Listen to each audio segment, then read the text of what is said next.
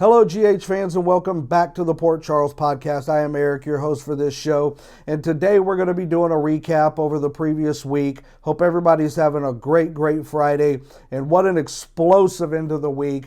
We're going to be talking about Britt's memorial. A little disappointed at kind of how quickly it all just seemed to come and go. I really feel like she should have gotten a better send-off than what she had. We're also going to be talking about Elizabeth finally coming clean to Finn about everything. You know, I had speculated a while back about why it really made no sense for Elizabeth to withhold what she was doing with Nikolas, especially to Finn. So we're going to kind of go over that a little bit as well. Spencer drops the absolute hammer on Nikolas today. If you watch today's show, you know what I'm talking about. We're going to get into that a little bit. And also, we now have a paternal mystery going on. I don't know if we're going to need to be going on Maury Povich anytime soon to figure this one out. But apparently now there is, it's a little bit up in the air about who Trina's real father is. So that's not just going to go away quietly. There's going to be some dramatics. And in fact, I've got a little bit of a news story later on. I'm going to do it at the very end here, talking about somebody that may end up overhearing who Trina's father really is and what they're going to do with that information. Also, stick around to the end of this show because I'm going to be discussing a potential spoiler about where Esme's future residence may be. It may not be in prison and it may not be in Spring Ridge. It may actually be with a resident of Port Charles. Also, who is the mystery woman, this mystery boss behind Austin Gatlin Holt? Who is the one pulling Mason's strings and also pulling Austin's strings a little bit as well? We're going to be discussing that at the end of the show as well. Also, at the very end of this show, we have gotten to the bottom of what exactly happened with Marcus Coloma's exit from General Hospital as Nikolas Cassadine. He was on a podcast with Steve Burton and Bradford Anderson, and Marcus kind of laid it out as to what happened. So we finally got to the truth of what exactly happened. We're going to be covering that at the very end of the show. So please stick around. You're going to want to hear exactly what happened with Marcus and why he left General Hospital. But first, before we kind of get into the show, something I want to touch on for a quick second. So just bear with me. It was just basically announced on Twitter here within the last couple of days that Laura Wright, who plays Carly on General Hospital, her daughter was diagnosed with type 1 diabetes back in July of last year. It's something that Laura apparently has kind of been very tight-lipped about, which is very understandable. I would be as well. But she did tweet out that her daughter was diagnosed last year with type 1 diabetes. So, my heart is definitely going out to Laura and her family at this time. If you happen to find yourself on Twitter, please go to her account at LLDubs, LLDUBS. Leave her some love, show her some love on Twitter. I'm sure this is really a tough time for her and for her family. So, we're pulling for her, we're pulling for her daughter, and we really hope for the best going forward with this diabetes and everything.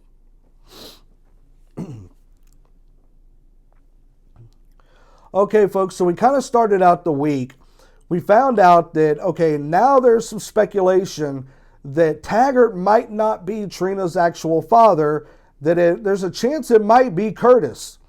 Now, I guess I feel like I missed something in all of this. I feel like maybe there was something that has happened on previous episodes that maybe I missed out on. I know I did miss a good chunk of the show for a little while. I kind of had to read recaps of the shows to kind of get caught up pretty much right up until I started this podcast and went back to watching the show on a daily basis. But I guess there was a genealogy assignment that Trina did for class, or maybe she did it on her own, but she found out that she has a relative in Port Charles. Now, why she wouldn't have pursued it beyond that, I don't know. But now we're finding out that Jordan really suspects that Curtis could be Trina's biological father. And there's also kind of speculating that Portia probably thinks the same thing as well.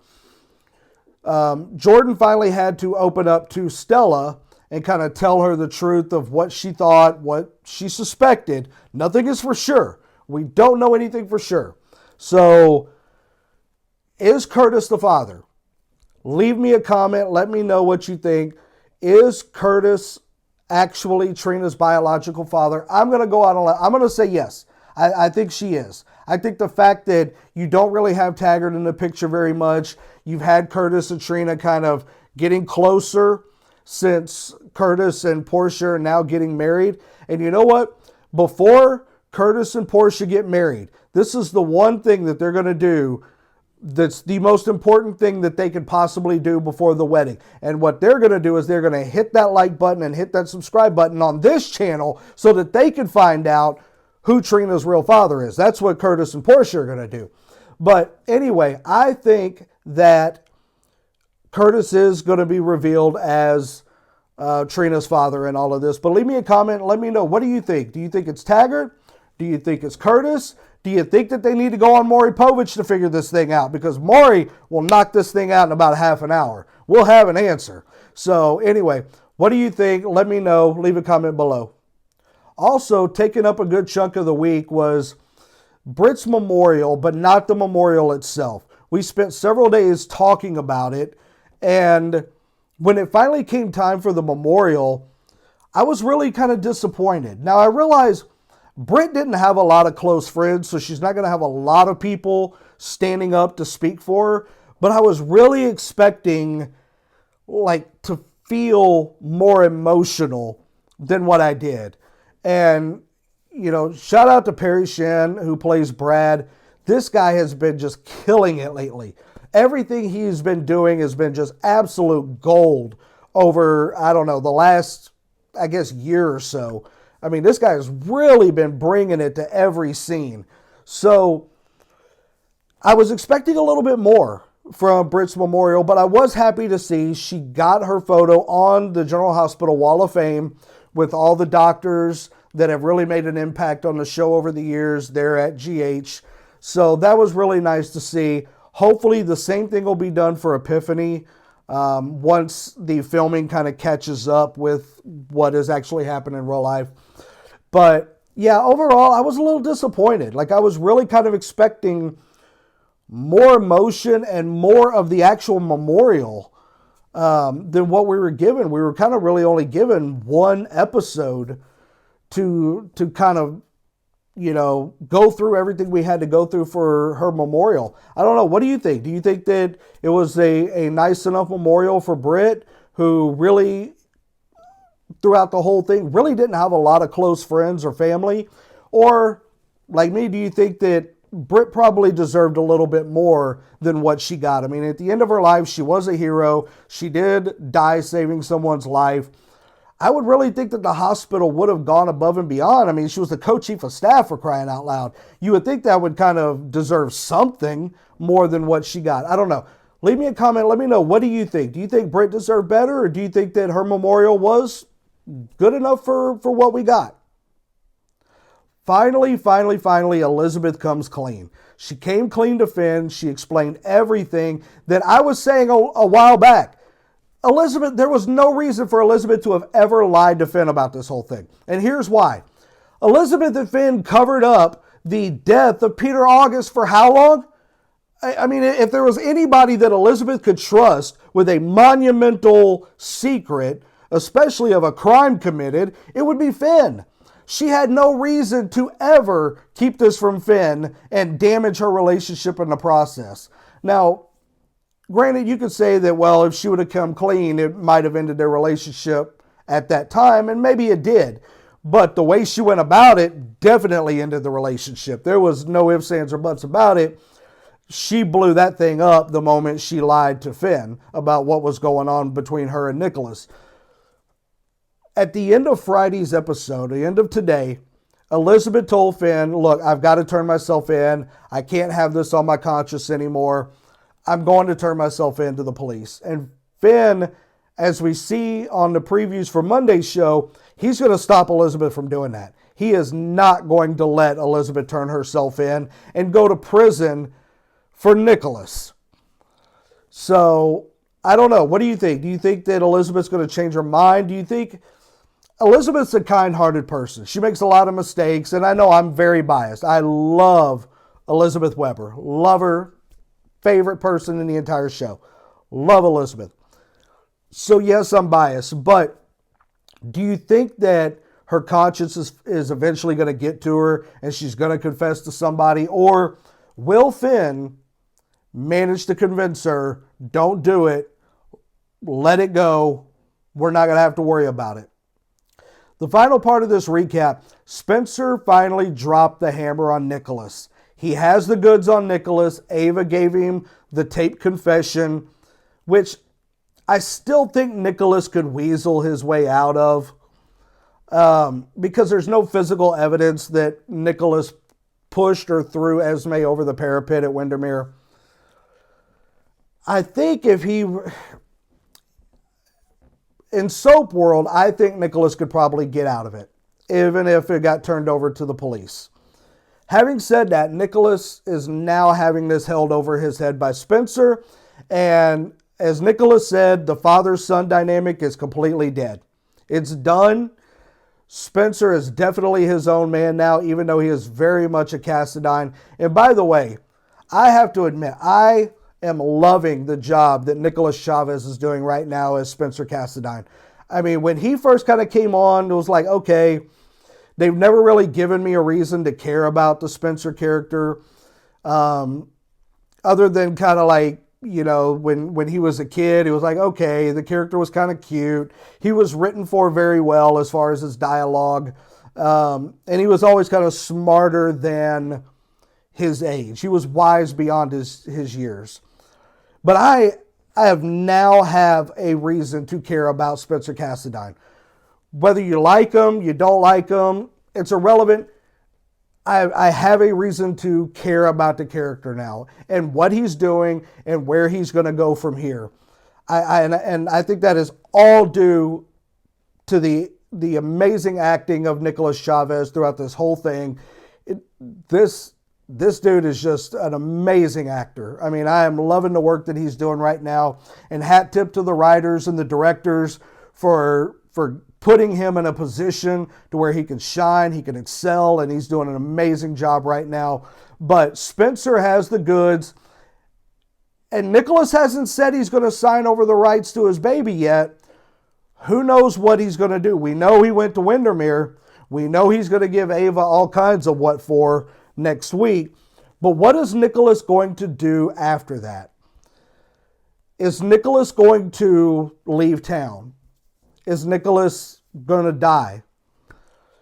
I'm going to be covering it kind of at the end of this show when I discuss everything with Marcus Coloma and why he left. I have some speculation there, and that speculation kind of feeds into what I think is going to happen with the Nikolas character going forward. So you'll want to stay to the end. It's just a little bit longer to hear what I have to say about that. But will Nikolas sign over the rights to his unborn baby? And here's an interesting thing.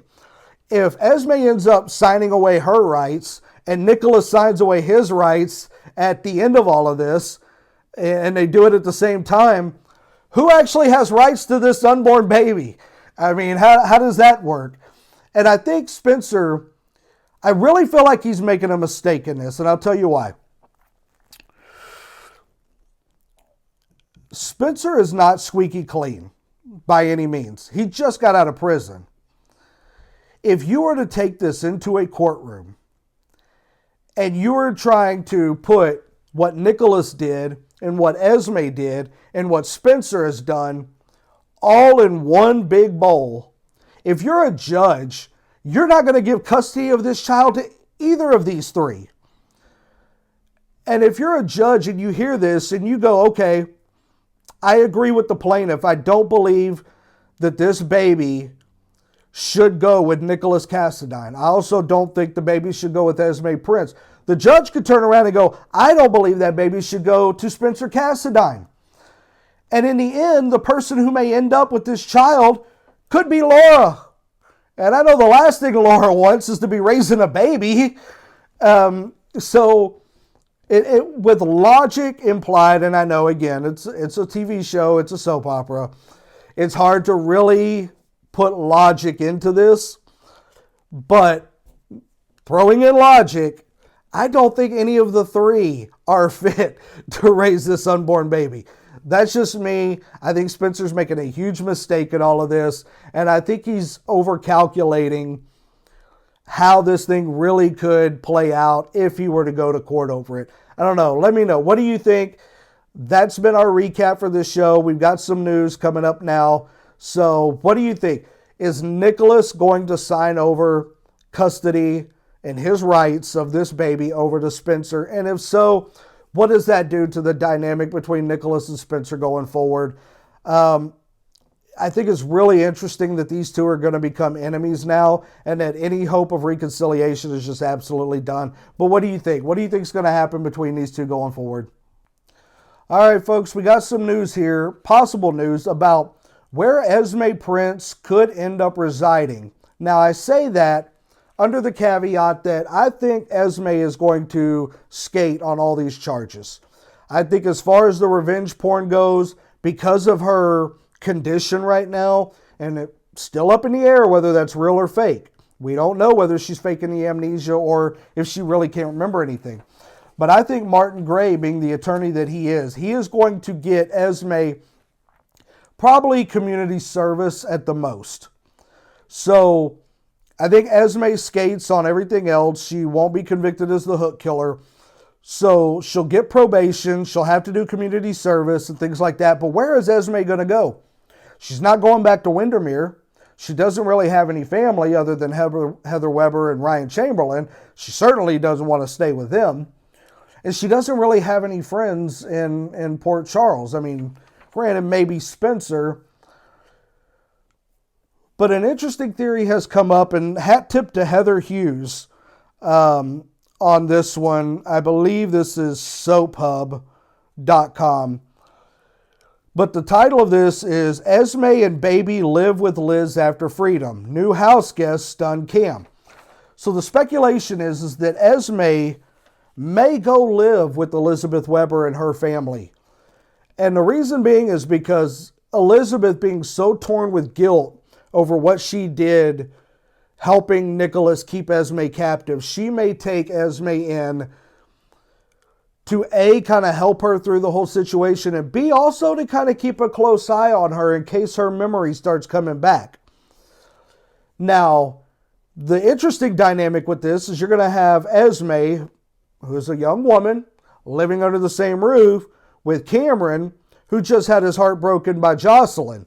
So Cameron may find himself being attracted to and drawn close to Esme, helping her through her situation, helping her with the baby. And what would happen if Cameron and Esme ended up being together? What a hell of a couple that would end up making. And how would Jocelyn react to that? Now, we know Jocelyn's moved on with Dex, but she still cares about Cameron.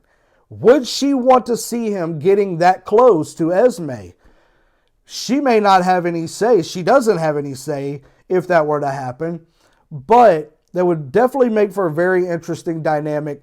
What do you think? Do you think that Elizabeth would take Esme and her baby into her home to help her, to keep an eye on her, both? And what do you think the dynamic would be if Cam and Esme ended up getting together and Cameron kind of in a way became a stepfather to Esme's baby? We know the Cassadine dysfunction may push all of them out the door on this, and Cameron may actually step up and kind of be that father figure in the baby's life. Definitely interesting. Honestly, I don't know how I feel about it. I think it would be a great dynamic and it would be great storytelling. But what do you think? Do you think Elizabeth should take Esme and her baby in? And what do you think would happen if Cameron and Esme ended up together? So we talked about earlier about the whole thing with Trina's paternity. But it sounds like somebody is going to overhear the truth about Trina's real father. And that person is Spencer Cassadine. Now we know Spencer, with him trying to work his way back into Trina's good graces and possibly even into her heart, has proclaimed that he doesn't want any lies, any secrets between him and Trina. That's why he came clean to her about having the video from Ava that could put Nikolas in prison. What would Spencer do if he found out the truth about Trina's paternity? Would he go to Trina and tell her and say, hey, I want to keep this thing between us where there's no lies and no secrets, so I have to tell you what I overheard because this is huge. And what happens if Spencer finds this out before Curtis and Portia get married? Would Trina stop the wedding? Would she confront her mother before the wedding? And would this just end up blowing the whole thing up? Because I'm sure if Curtis finds out prior to walking that aisle with Portia that she has potentially kept this from him for all these years, I don't think he's going to go through with those nuptials. I have a hard time believing that Curtis, at least at this point in time, would still stand up there and take those vows with someone who has been lying to him, potentially lying to him this entire time. But what do you think? Will Spencer find out the truth about Trina's paternity? And if so, what do you think Spencer should do with this information? Okay, so who is this mystery woman and this mystery boss pulling the strings on Mason and Austin? As we've heard, there's definitely some dynamic there to where Austin comes from obviously a powerful family or a powerful connection to his family. And Mason has alluded to this, and this is a story about who the potential boss could be. And that potential boss is none other than Olivia Jerome. Now it says here that currently on GH, Austin Holt can't seem to escape his family in Pawtuck. His shady cousin Mason keeps popping up with orders for Austin from the boss. Now it's clear that whoever the lady boss is, she needs a doctor on hand, someone who can treat injuries without getting the cops involved. And this definitely sounds like mob activity. Of course, Austin Holt wants no part of the family business, recalled General Hospital recaps, but Mason keeps threatening him, first with Maxie Jones' safety and then the safety of Maxie's children. And even though they're no longer together, Mason knows that Austin cares deeply for Maxie and her children. And recently, Ava Jerome has walked in on their scuffle, and it's not the first time. She also caught Mason threatening Austin Holt the night she was attacked at the Quartermain picnic. So Ava brought up her mob family to Austin in conversation, and how at one point, Ava wanted all the power of the Jerome crime family. And with that story, she found some common ground with Austin. And as it turns out, they both know what it's like dealing with shady family history and drama. So there is a good chance that the boss Mason keeps referring to is none other than Mafia heiress Olivia Jerome. They never use her real name, so perhaps even they don't know the identity of this boss. And it goes on to say that if Austin knew that her last name was Jerome, he might suspect that she was related to Ava, and he would see that it's the Jerome mob family that he and Mason are tied up with. Olivia is no one to mess with, and Ava knows that better than anyone. She has no problem killing people if they cross her, even her family, and she may still pose a big threat. Austin mentioned recently that it's his mother's side, the Gatlins, that bring the trouble. But his father, Jimmy Lee Holt, got into his own share of trouble before Austin was born. Jimmy Lee was always scheming against the Quartermain family, and at one point even teamed up with Heather Weber, and she's as crazy as they come. So it's not a stretch to think that he was mixed up with Olivia Jerome back in the day, and that might be where her involvement with the Gatlin Holt family started. So what do you think? Could Olivia Jerome be the mystery woman pulling the strings, playing puppet master to this whole scenario with Mason and with Austin? Leave me a comment. Let me know what you think. Will Olivia Jerome be returning to Port Charles, or is she just running everything from prison? All right, folks, the last thing I want to get to here, and I'll leave you for the weekend. We just learned today, Marcus Coloma was recently on the podcast with Steve Burton and Bradford Anderson, and he gave some insight as to why he left General Hospital and how things kind of played out at the end. And I'd like to read this for you if I can, so that I make sure I'm bringing you the absolute facts in this and bringing you and not misrepresenting what Marcus said as far as his exit. So he sat down with his two former co-stars to discuss his shocking General Hospital exit. So General Hospital News reports confirmed that Steve Burton and Bradford Anderson sat down with Marcus Coloma, and in that interview, he revealed the truth about his controversial situation. The spoilers reveal that the powers that be over at General Hospital did not offer Coloma a chance to negotiate a contract renewal. So his contract came up at the end of last year, and apparently, according to Marcus Coloma, they did not even give him an opportunity to renegotiate a new deal with the show. He admitted it wasn't like General Hospital was saying, "Hey Marcus, we want you to stay." There was no negotiation or anything like that. All I can say to that is, I don't know why that decision was made, but I don't feel any ill will, and it didn't feel like I got fired. It just felt like, I don't know, I think there was maybe an understanding that I was going to be there for 3 years, and I think the big surprise is how much it hurt, even though I knew I was going to leave, but it hurt. So there you have it. According to Marcus, he was not given the opportunity to renegotiate. Now, you ask yourself, why? Why would they not negotiate an extension for Marcus? Well, I'm going to completely speculate here. I have no inside information. I've read a few things, but I honestly feel like, and it's just me personally, I'm speaking for myself and my show, and that's it. I believe the reason they didn't offer Marcus a new contract was because Tyler Christopher was available. And I think that they have either worked out or are working out a deal with Tyler to return and reprise the role of Nikolas Cassadine. I believe Marcus was to have filmed his final scenes that was to play out through January and into February. But because Marcus was exposed to COVID, he was not able to. And I believe Adam Huss is just a temporary fill-in to film those final scenes. And here's what I think is going to happen. I think Nikolas is either going to prison or he's leaving town. And Adam Huss will be the actor that takes Nikolas off camera for that time being. When Nikolas returns, I don't think they're going to kill off the character. When Nikolas returns, I truly believe it will be Tyler Christopher that fills that role once again.